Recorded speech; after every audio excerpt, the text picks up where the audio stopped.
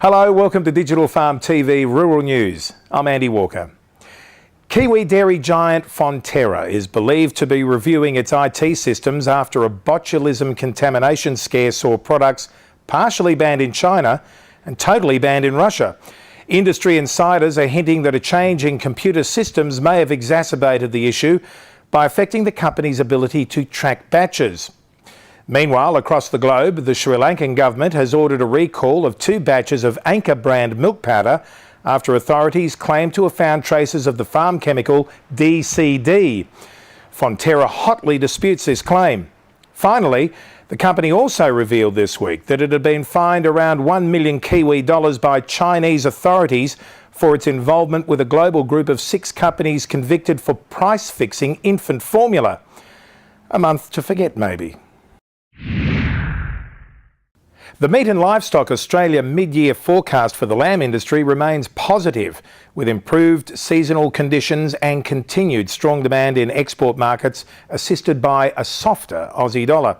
Record export volumes due to increased slaughter rates during the past year are likely to continue due to the dollar hovering around 90 cents US mark and reduced supplies out of New Zealand for the 12 months, MLA says. The US, China and Middle East remain key lamb markets, with exports to the Middle East forecast to increase by 10% to 56,900 tonne and exports to China forecast to increase 22% to 36,000 tonne. Still on the positive side of the ledger, Australian wheat production is expected to increase 9.5% this year to 24.15 million tonne, as favourable weather conditions in June and July lifted yield prospects across the country.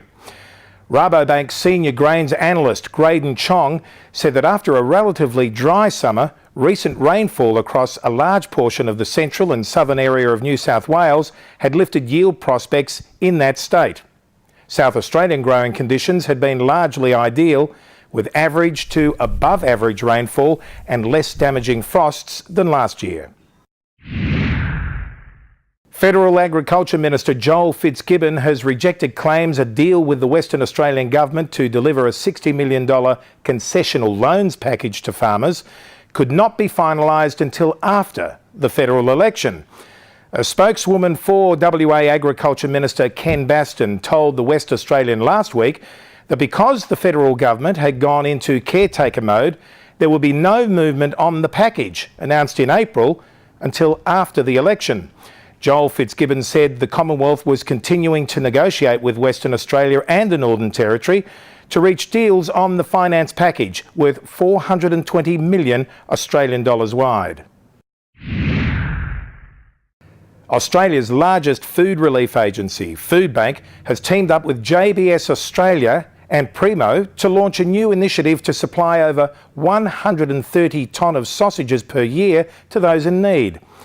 The program was currently supplying 5,000 kilograms of sausages to Foodbank in each state, and Director of Foodbank Queensland, David Crombie, said that the program needed the support of Aussie beef producers to ensure the program's ongoing success. Foodbank was currently supplying enough meat for more than 75,000 meals a month and was hopeful that donations would continue.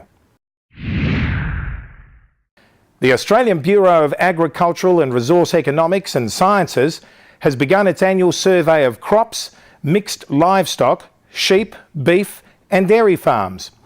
ABARE's acting executive director Kim Rittman said farmers played a critical role in the collection of ABARE's data. Survey officers would visit around 1,900 farms to speak to producers and collect physical, financial and management information about each farm business, Dr. Rittman said. Finally this week, newly planted rice shoots poking out of the Sudanese soil symbolise the dream to turn around one of the world's largest irrigated farming schemes. Japanese aid has helped turn the area into a showcase for crop supporters who say it will offer farmers better yields and bigger incomes in what is still an overwhelmingly agricultural economy.